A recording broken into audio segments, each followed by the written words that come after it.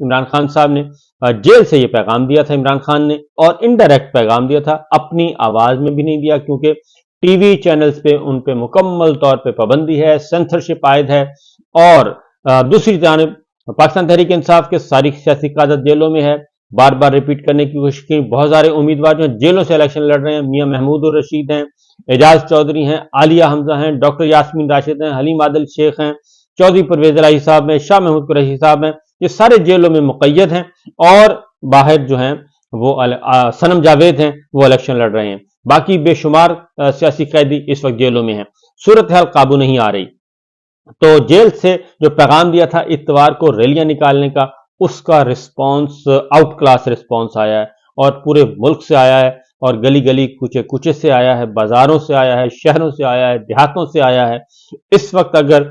میں جو فوٹیجز دیکھ رہا ہوں اس میں پنجاب کا کوئی شہر ایسا نہیں،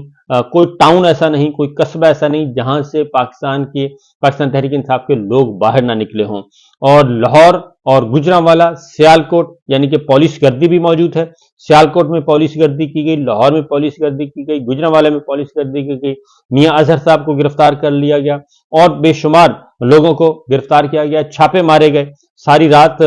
گزشتہ رات بھی چھاپے مارے گئے۔ تو یہ سب کچھ کیا جا رہا ہے، لیکن اس کے باوجود پاکستان کے عوام جو ہیں وہ نکلے ہیں قیدی نمبر 804 کے لیے، اور صرف پاکستان کے عوام میں خواتین ہی نہیں، بچے بھی شامل ہیں، بوڑھے بھی شامل ہیں، نوجوان بھی شامل ہیں، وہ ساروں کا ایک ہی نعرہ ہے، اور وہ آزادی کا ہے۔ دوسری جانب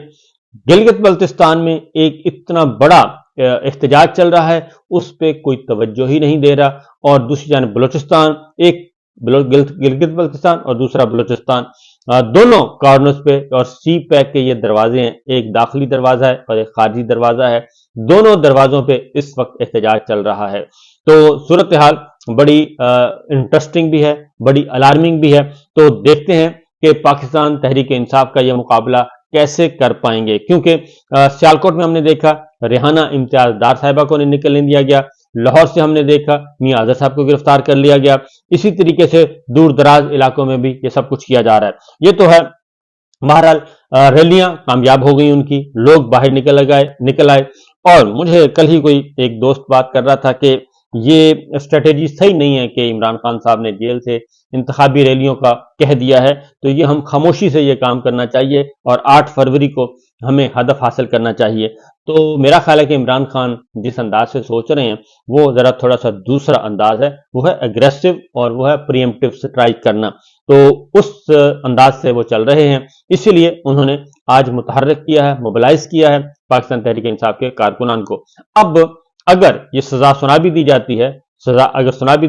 تب اس سے کوئی فرق نہیں پڑے گا، کیونکہ سزا سنانا اور بات ہے، اور سزا پر عمل درآمد کرنا اور بات ہے۔ ابھی ہنوز دلی دور است، اگر ٹرائل کورٹ نے سزا سنا بھی دی تو اس سے کون سی قیامت آ جائے گی، اور کون سا کوئی، کیونکہ یہ سارا ڈرایا جا رہا ہے، دھمکایا جا رہا ہے، باقاعدہ ٹی وی چینلز پہ بیٹھ کے بتایا جا رہا ہے کہ بس جی عمران خان صاحب کو ٹھوکنے کا فیصلہ ہو گیا ہے، یہ زبان استعمال کی جا رہی ہے۔ تو ابھی تک اگر 24 ماہ میں اگر عمران خان کو نہیں ٹھوکا جا سکا،